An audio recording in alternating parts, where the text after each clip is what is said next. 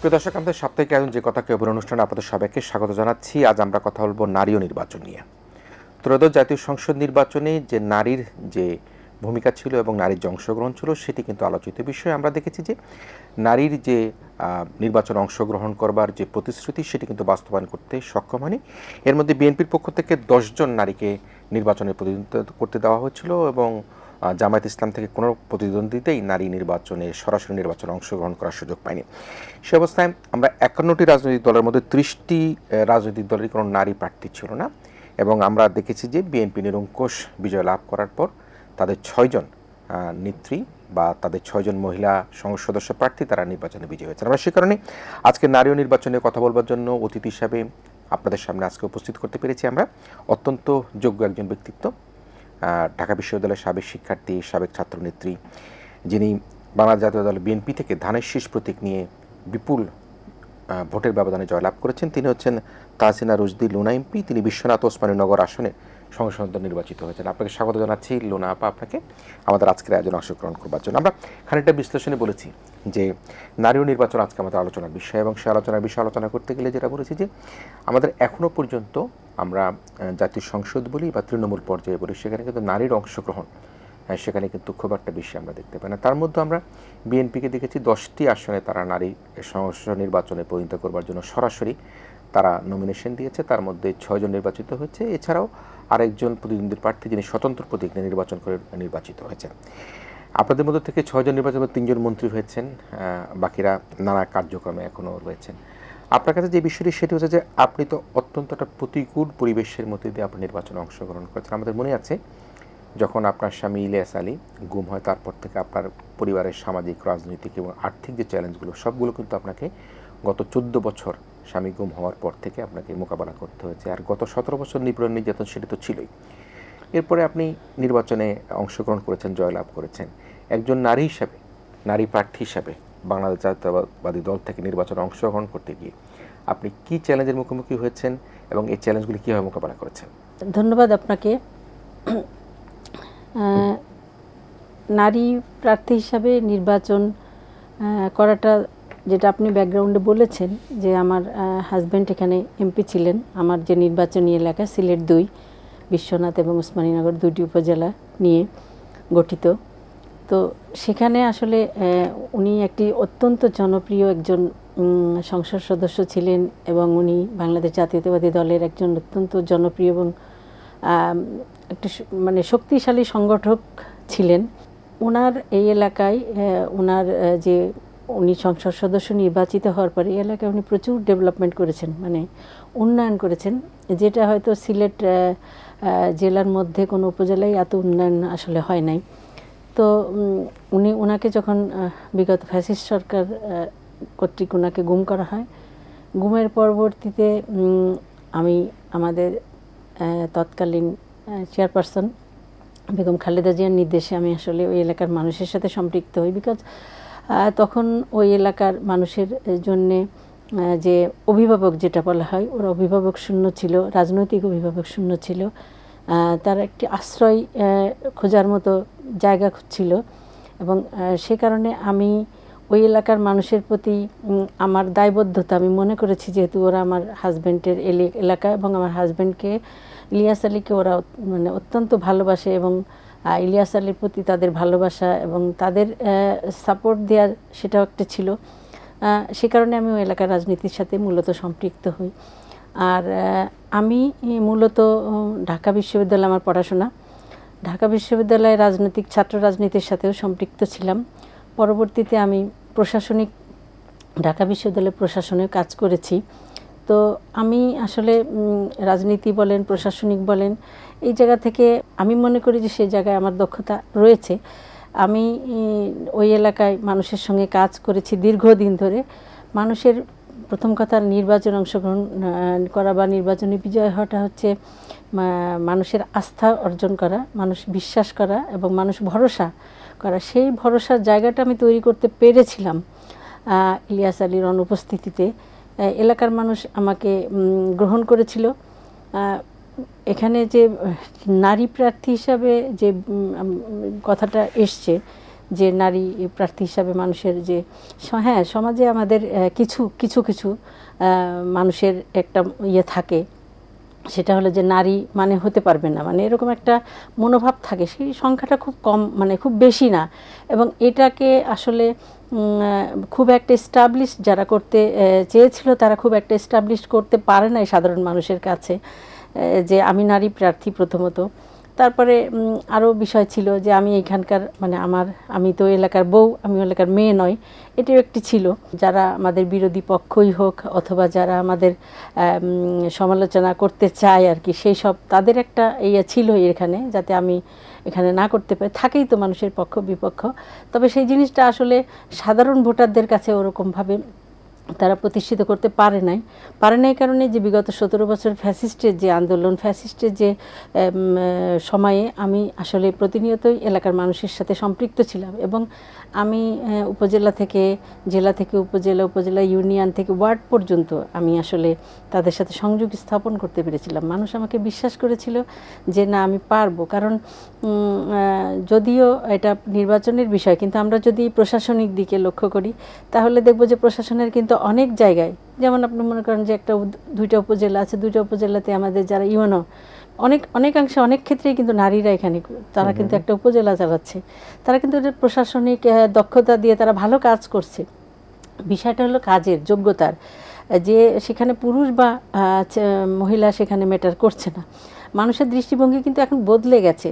যেমন আমাদের দল থেকে মনে করেন 10 জনকে নমিনেশন দেওয়া হয়েছিল, হয়তো দল চিন্তা করেছে যে যেহেতু এটা একটা সরকার গঠনের প্রক্রিয়া, এখন নারীদেরকে মনোনয়ন দিলে নারীরা পাশ করতে পারবে কি না, কারণ সিটের তো দরকার। তো সেক্ষেত্রে হয়তো অত বেশি সংখ্যক না দিতে পারলেও 10 জনকে মনোনয়ন দিয়েছিল, তার মধ্যে কিন্তু মানে 60% আমরা কিন্তু বিজয়ী হয়ে আসছি এবং ভালো ভোটে বিজয়ী হয়ে আসছি এখানে। তো সুতরাং আমার মনে হয় আরও বেশি নমিনেশন পেলে হয়তো আরও বেশি এখানে আমরা মহিলাদের সিট পেতাম। আগের যে মানসিকতা, এখান থেকে মানুষ সরে আসছে। এখন মানুষ চায় যে ব্যক্তি, সে ব্যক্তির যোগ্যতা কি, সে ব্যক্তি কাজ করতে পারছে কিনা বা পারবে কিনা, সেই জায়গাটা আর কি। জি, একটা বিষয় খুব আলোচিত, সেটি হচ্ছে যে অনেক প্রতিকূলতা আপনার জীবনে ছিল, এবং আমরা যদি সেদিনের কথা চিন্তা করি যে শ্রদ্ধেয় ইলিয়াস আলী ভাই যেদিন গুম হলেন, তার পরিবর্তিতে আপনি থানায় জিডি করতে গেলেন, মামলা করতে গেলেন, নানা আশ্বস্তর পরেও কিন্তু ইলিয়াস আলী ভাই ফিরে আসেনি। আমি জানি না, নানা রকম রেটরিক্স, নানা রকম বক্তব্য মন্তব্য হচ্ছে। এই যে আপনার যে এলাকা বিশ্বনাথ ও ওসমানীনগর যে এই এলাকার মানুষ আপনাকে, আমি যেটা পরিসংখ্যানে দেখলাম, প্রায় 80,000 ভোটে ব্যবধানে আপনাকে জয়লাভ করছে, 79,321 ভোটের ব্যবধানে আপনাকে জয়লাভ করবার সুযোগ করে দিয়েছে। আপনি বলছেন যে মানুষের প্রতি আপনার আগে থেকে ইউনিয়ন ওয়ার্ড পর্যায়ে আপনার কাজ ছিল, একটা চ্যালেঞ্জ ছিল, আপনি এলাকার মেয়ে নয়, এলাকার বউ, আপনি নারী, কেউ কোনো একটা পক্ষ হয়তো বা সে মেয়েদেরকে নিয়েও নানা রকমভাবে মিশ্র প্রতিক্রিয়া তৈরি করেছে। এই যে এলাকার মানুষ আপনাকে 79,321 ভোটে আপনাকে সম্মানিত করেছে, আপনার এলাকার জনগণকে কিভাবে দেখেন? জনগণের প্রতি, বিশেষ ভোটার এবং সাধারণ জনগণ যারা, সবার প্রতি আমি কৃতজ্ঞতা এবং তাদেরকে অসংখ্য ধন্যবাদ যে তারা আমাকে মূল্যায়ন করেছে এই জায়গাতে। আমার প্রতি তারা আস্থা রেখেছে, বিশ্বাস রেখেছে এই জায়গা থেকে, যে ইলিয়াস আলী যেভাবে তাদেরকে উন্নয়ন করেছিল সেই উন্নয়ন আমি করতে পারবো, সেই বিশ্বাসটা আসলে তারা আমার প্রতি রেখেছে। সেই জন্য তাদেরকে আসলে অসংখ্য ধন্যবাদ। আর 80,000 ভোট কাছাকাছি যেটা বলেছেন, আসলে ভোটার, আমার 2টা এলাকা আসলে প্রবাসী অধ্যুষিত এলাকা, তো অন্যান্য যে আসনগুলো তার থেকে ভোটারের সংখ্যাও আমার কম। আমার হচ্ছে 3,79,000 মতো ভোট ছিল টোটাল ভোট। তো প্রবাসী থাকার কারণে প্রায় 50,000 ভোট কিন্তু আমার প্রবাসী, এবং তারা আসলে পোস্টাল ব্যালটের মাধ্যমে রেজিস্ট্রি হয় নাই, বা পোস্টাল ব্যালট খুবই কম সংখ্যক পার্টিসিপেট করেছে। তো এলাকার আসলে ভোটাররা ভোটের অংশগ্রহণটাই কম ছিল, যার কারণে হয়তো 80,000 না হলে হয়তো আরও বেশি হতে পারতো। দীর্ঘদিন ধরে একটি ফ্যাসিস্ট সরকারও ছিল, কোনো ধরনের কোনো উন্নয়ন হয়নি। যতবার ইলেকশন বা ইলেকশনের নামে যেটা হয়েছিল, ওই সব সংসদ সদস্য এলাকায়ও যায় না, জনগণের কাছেও যায় না, জনগণের কোনো সুবিধা অসুবিধাগুলো চিন্তা করে নাই। আমি বিশেষ করে 5ই আগস্টের পর থেকে যখন এলাকাতে গিয়েছি, আমি নিজেও নিজের উদ্যোগে আমি কথা বলে আমাদের কতগুলো রাস্তাঘাট সমস্যা, কোনটা আমাকে ইট সলিং করতে হবে, কোনটা পাকা রাস্তা করতে হবে, কোনটা মাটির কাজ করতে হবে, কোনটা রিপেয়ারিং করতে হবে, এগুলো আমি সব কিন্তু আগের থেকে তালিকা করেছি। এবং ইলেকশনের আগেই কিন্তু প্রায় 10টা রাস্তার অনুমোদন আমরা এলজিডির সাথে কথা বলে আমি নিজে করেছি, এবং এগুলো কাজ এখন প্রায় সম্পন্নর দিকে। তো মানুষ আসলে দীর্ঘদিনের মানুষের আকাঙ্ক্ষাটাও বেড়ে গেছে, 17 বছরের মানুষের আকাঙ্ক্ষাটা বেড়ে গেছে যে অনেক কিছু আমরা একসাথে পাবো এখন, মানে নির্বাচিত যেহেতু হয়েছে। আমার প্রতি মানুষের আকাঙ্ক্ষা আছে, আমার প্রতি মানুষের প্রতিও আমার দায়বদ্ধতা রয়েছে অবশ্যই, যে তাদের উন্নয়নের জন্য আমার পক্ষ থেকে যতটুকু করার, যতটুকু যেখানে যেখানে যাওয়ার সেই পর্যন্ত আমি করব ইনশাল্লাহ। আর জিনিসটা হচ্ছে যে কাজটা, প্রথমত যে কাজটা যে করবে, কাজটা আসলে বুঝতে হবে যে আমাকে কোন কাজের জন্য কোন ডিপার্টমেন্টে যেতে হবে, কোন জায়গায় গেলে কোন কাজটা হবে, সেই জায়গাগুলা আসলে এবং আমি মনে করি যে ঢাকা বিশ্ববিদ্যালয়ে পড়ার সুবাদে বলেন, রাজনীতির সুবাদেই বলেন, অথবা প্রশাসনিক কাজের সুবাদেই বলেন, বাংলাদেশের বিভিন্ন প্রতিষ্ঠান যেগুলো রয়েছে সরকারি প্রতিষ্ঠানে আসলে অনেকের সাথেই আমার যোগাযোগ আছে, এবং কমিউনিকেশনও আছে, যেখানে কাজ যে কাজগুলা যেখানে যেখানে যাওয়া প্রয়োজন সেগুলো আমি চেষ্টা করছি, এবং ইনশাল্লাহ আমি করব। এটা আমার আর কি, মানে তাদের প্রতি আমার কমিটমেন্ট আর কি। হ্যাঁ, আমরা নারী নির্বাচনে কথা বলছি। এখন আপনারা যখন ছাত্র রাজনীতি করেছেন, আমার মনে আছে উত্তাল সে সময়ে ইলিয়াস ভাইয়ের কথা তো একেবারেই ভিন্ন। তিনি তো একদম সম্মুখ কাতারের সে সময় আন্দোলনের সংগ্রামের সাথে যুক্ত ছিলেন, ছাত্রদল করতেন, ছাত্রদলের নেতা ছিলেন। আপনিও আমরা যখন দেখেছি, আপনিও কিন্তু একেবারে মিছিল মিটিংয়ের সম্মুখ সারিতে অংশগ্রহণ করেছেন। এখন যারা তরুণ প্রজন্ম রয়েছে, আমরা যদি নারী নির্বাচনের কথা ভাবি, এই তরুণ প্রজন্মের মধ্যে এখন আমরা যদি মেধায় বলি, প্রজ্ঞায় বলি, যদি আমরা ফলাফল দেখি, সেখানে মেয়েরাই দেখি বেশিরভাগ ক্ষেত্রে তারা ভালো করছে, কিন্তু রাজনীতিতে মেয়েদের সেভাবে ঘটতে পারছে না বা ঘটছে না, বা মেয়েরা বা পরিবারের পক্ষ থেকে তাদেরকে রাজনীতিতে আসবার ক্ষেত্রে হয়তোবা পরিবার তাকে বাধা সৃষ্টি করে। তো সে তরুণ প্রজন্মকে রাজনীতিতে, বিশেষ করে মেয়েদেরকে রাজনীতিতে সম্পৃক্ত করবার ক্ষেত্রে আপনি সেই জায়গাটায় কীভাবে দেখেন এবং আপনার সুপারিশ কী আছে? আসলে আপনারা যে বিগত যদি ফ্যাসিস্ট আন্দোলন দেখেন, সেক্ষেত্রে কিন্তু নারীরাও সম্মুখ সারিতে ছিল। এখানে নারীদের গৃহিণীরা পর্যন্ত এখানে সামনে এসেছে, বিশ্ববিদ্যালয়ের শিক্ষক, নারী শিক্ষার্থীরা এগিয়ে আসছে। নারীরা আসলে প্রতিবাদী, কিন্তু যে জিনিসটা হয় আমাদের সমাজের প্রেক্ষাপটে কিছু প্রতিবন্ধকতা নারীদের জন্য হয়। যেমন একজন নারী যখন পড়াশোনা শেষ করার পরে তার হয়তো রাজনীতিতে সম্পৃক্ত ছিল, তখন তাকে হয়তো বিয়ে হয়ে যায়, তখন দেখা যায় যে তার যে এলাকাটা বা তার যে বাড়িটা যেখান থেকে সে নির্বাচন করতে পারতো আর কি, সেই জায়গাটার সাথে তার একটু মানে যোগাযোগটা একটু কমে যায়, বিচ্ছিন্ন হয়ে যায়। সেক্ষেত্রে ওই জায়গাটা ফিরে গিয়ে ওই মানুষের সাথে কাজ করা এলাকাটা, ওই জায়গাটা তাদের একটা সমস্যা হয়ে যায়, যে কারণে আবার অনেক এলাকার ইয়াং ছেলে মেয়ে রাজনীতিতে আসবে, ইয়াং মেয়েরা রাজনীতিতে আসবে, এটা অনেকে পছন্দ করে না, ফ্যামিলি থেকেও পছন্দ করে না, ফ্যামিলি থেকে সাপোর্টও দেয় না। সামাজিকতা আছে, সামাজিকতা যারা বিরোধিতাচারণ করতে চায় তারা এটাকে ইস্যু হিসেবে দেখে, যে নারীটাকে ইস্যু হিসেবে তৈরি করে। সে কারণে হয়তো নারীরা আসলে পরবর্তী পর্যায়ে অনেক সময় এটার প্রতি আগ্রহ হারিয়ে ফেলে, কারণ হচ্ছে আমাদের সামাজিক পরিবেশ পরিস্থিতির কারণে। তো আমি যেটা মনে করি যে আমরা যদি আরও অধিক সংখ্যক নারীদেরকে আগের থেকেই সেই সব তাদের নির্বাচনী এলাকা হিসাবে তাদেরকে সেই জায়গায় কাজ করার সুযোগ করে দিতে পারি, বা তাদেরকে সেভাবে সেট আপ করতে পারি, আমার মনে হয় আগামীতে ইনশাল্লাহ মানে আরও হবে। যেহেতু আসলে আমরা বাংলাদেশ জাতীয়তাবাদী দল হিসাবে আমাদের মাননীয় প্রধানমন্ত্রীও আমরা যে অঙ্গীকার করেছিলাম যে আমাদের নারী সদস্য যারা নির্বাচনে সদস্য হিসাবে মনোনয়ন দেওয়া, যেটা বিষয় ছিল এবার ছিল আমাদের যে 5% আমরা নারীদেরকে মনোনয়ন দিব, এবং এটা প্রতি 5 বছর পর এটাকে বাড়ানো হবে 5% হিসাবে, এবং 5% হিসাবে বাড়ানোর পরে এক সময় যখন এটা করতে করতে যখন আমাদের এটা 30%-এ চলে যাবে, তখন হয়তো এটা স্টপ হবে এটা, এবং তখন যে সংরক্ষিত যে নারী আসন আছে সেটাকে বিলুপ্ত করা হবে তখন আর কি। কিন্তু এখন যেহেতু 5%-এ আছে আমাদের যে নির্বাচিত নারী সংসদরা, আর এখন যে 50 জন যে নারী সংরক্ষিত আসনে আছে সেটা এখন বহাল রয়েছে। তো এখন যে অবস্থা, মাঠ পর্যায়ে যে নারীদের রাজনীতি করবার ক্ষেত্রে আপনি সুস্পষ্টভাবে কয়েকটা বিষয় বলেছেন। একটা মেয়ে যখন তার এলাকা বড় হয়, স্কুল কলেজ বিশ্ববিদ্যালয় পর্যায়ে থাকে, সে ছাত্র রাজনীতির সাথে সে মেয়েটি যুক্ত ছিল, কিন্তু যখন তার বিয়ে হয়ে যায় সে অন্য জায়গায় অন্য জেলায় তার চলে যেত, তখন যে তার এলাকার মধ্যে যে রাজনীতি যে পদচারণা সে জায়গা থেকে সে কিন্তু দূরে সরে যায়, স্বামীর ঘর করে, তাকে নতুনভাবে আবার নিজের এলাকায় এসে নির্বাচন করতে একটা ধরনের চ্যালেঞ্জের মুখোমুখি হতে হয়। মাঠ পর্যায়ে রাজনীতিতে নারীদের মানে নিরাপত্তা নিশ্চিতের ক্ষেত্রে আপনি কোনো বাধা দেখেন কিনা? যে একটা নারী দেখা যাচ্ছে, যেমন আমরা যখন কোনো মেয়ে বাসে উঠে পাবলিক পরিবহন উঠে, সেখানে কিন্তু সে নানা ধরনের নিরূপণের শিকার হয়। একজন নারী রাজনীতিবিদ তিনি রাজনীতিতে অংশগ্রহণ করতে গিয়ে মাঠ পর্যায়ে কোনো রকম কোনো নিরাপত্তাহীনতার কোনো বিষয় আপনি দেখেন কিনা, এবং দেখলে সেটার জন্য কী করণীয় রয়েছে? সেটা হচ্ছে যে আমি আমার জায়গা থেকে আসলে তেমন কোনো প্রতিবন্ধকতা আমি ফেস করিনি।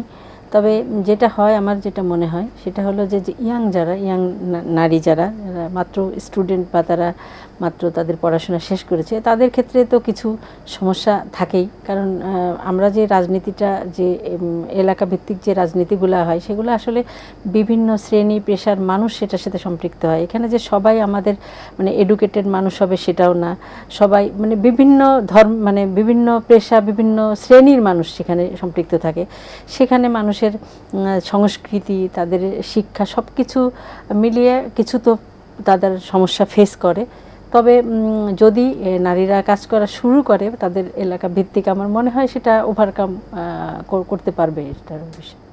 জি, এখন যে সরকার গঠিত হলো, নিরঙ্কুশ সংখ্যাগরিষ্ঠতা নিয়ে বিএনপি তাদের সরকার গঠন করেছে, এবং আমরা দেখি যে সরকার গঠন করার পরেই যে ভোটের আঙ্গুলের কালির দাগ শুকিয়ে যাবার আগেই দেখছি যে আপনাদের দল, বাংলাদেশ জাতীয় দল বিএনপির পক্ষ থেকে তাদের যে নির্বাচনী কমিটমেন্ট, সেই কমিটমেন্টগুলো কিন্তু তারা একে একে প্রতিপালন করার চেষ্টা করছে। এবং আমরা দেখেছি অলরেডি ফ্যামিলি কার্ড দেওয়া শুরু হয়ে গেছে, কৃষক কার্ড দেওয়ার কথা আছে পয়লা বৈশাখ থেকে।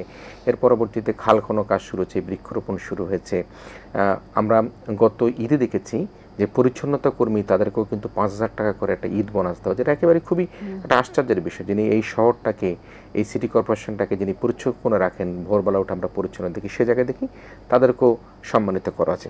সে অবস্থায় আপনার দল, বাংলাদেশ জাতীয়তাবাদী দল, যারা বিএনপির সংসদ সদস্য হিসাবে, আপনি কি মনে করেন যে সরকার তার নির্বাচনী যে ইশতেহার, সেই প্রতিশ্রুতি বজায় রেখে কার্যক্রম পরিচালনার ক্ষেত্রে কোনো চ্যালেঞ্জের মুখোমুখি হবে কিনা, বা আসলেই করতে পারবে কিনা?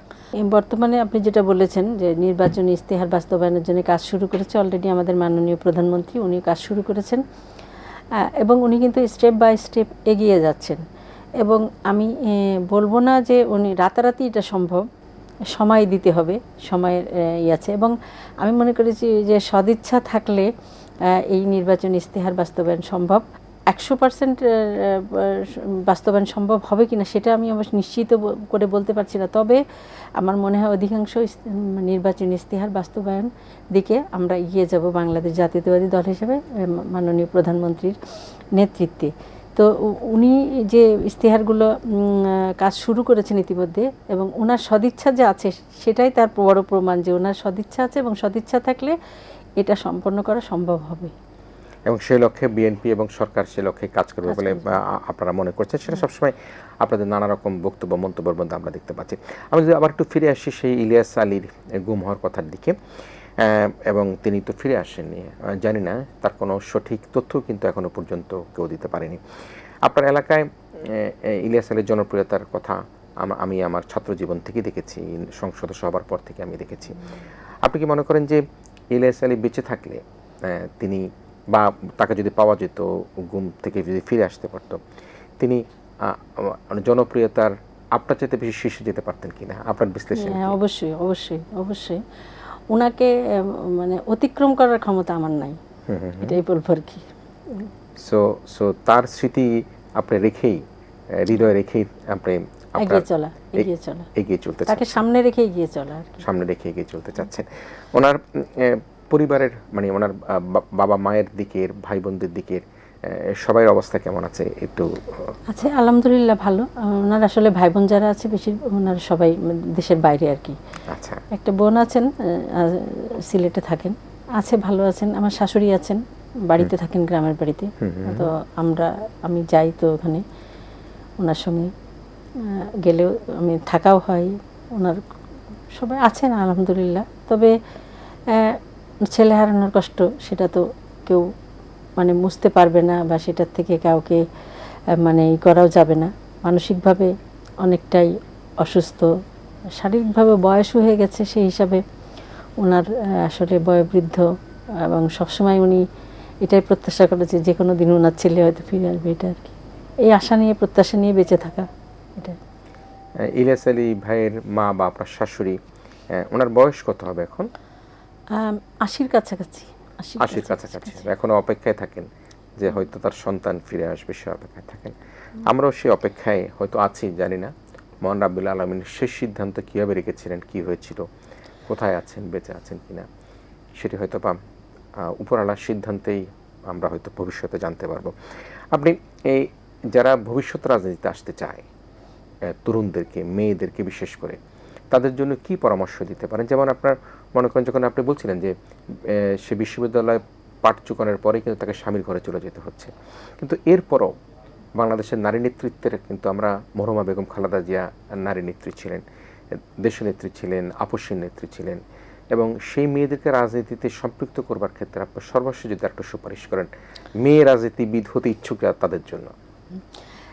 আমি যেটা বলবো যে যারা রাজনীতির সাথে ছাত্র জীবন থেকে সম্পৃক্ত আছেন, তারা যেন রাজনীতিটাকে মানে কোনো হয়তো কোনো চাকরি অথবা কোনো বিবাহজনিত কারণে এই রাজনীতি থেকে যেন সরে না যায়, রাজনীতিটাকে জন্য তারা কন্টিনিউ করে।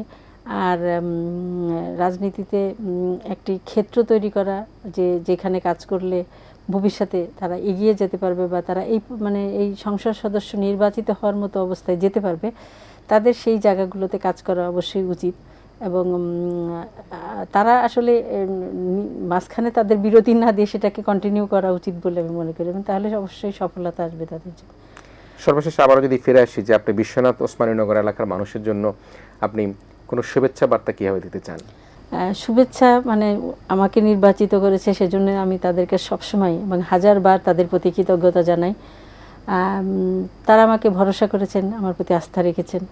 আমি তাদের সেই আস্থার মর্যাদা, ভরসার মর্যাদা রাখতে চেষ্টা করব আমার সর্বোচ্চ দিয়ে, ইনশাল্লাহ। সেটা তাদের প্রতি আমার কমিটমেন্ট বলতে পারেন আর কি। আর সবার প্রতি আবার শুভকামনা, এবং সবাইকে সুস্থতার সাথে, আমরা আসলে একটি পরিবারের মতো, আমরা যারা রাজনীতি করি বা যারা রাজনীতির সাথে সম্পৃক্ত দলের নেতাকর্মী, এলাকার মানুষ, আসলে দীর্ঘদিন রাজনীতি করতে করতে একটি পরিবারের মতো হয়ে যায়। মানে কারোর দুঃখে কষ্টে নিজেদের কষ্ট লাগে, বা তারাও আমাদের কষ্টে তারা কষ্ট পায়, এটা একটা পরিবারের মতো আর কি। তো সেই পরিবারের মতো সেই জায়গা থেকে তাদের প্রতি দায়বদ্ধতা, এবং তাদের সবসময় তাদের প্রতি শুভকামনা থাকবে ইনশাল্লাহ। প্রিয় দর্শক, আমরা নারী নির্বাচনে কথা বলতে গিয়ে সর্বশেষ যে ধন্যবাদ কৃতজ্ঞতা, সেটি বিশ্বনাথ ওসমানীনগর যে এলাকার বাসী, সে এলাকার সাধারণ জনগণ, ভোটাররা যেভাবে আজকের এই সংসদ সদস্য ইলিয়াস আলী গুম হওয়া সেই পরিবারের সদস্য তাসনিম রশদির লুনাকে তারা সংসদ সদস্য নির্বাচিত করে সম্মানিত করেছেন, তারা তাকে সম্মানিত করেছেন, সেই সম্মানের মর্যাদা হিসাবে তিনি তাদের প্রতি কমিটমেন্ট করছেন যে সেটা তাদের সুখ দুঃখ, হাসি কান্না, ব্যথা বেদনায় তিনি তাদের অংশীদার হিসেবে থাকছেন এবং থাকবেন।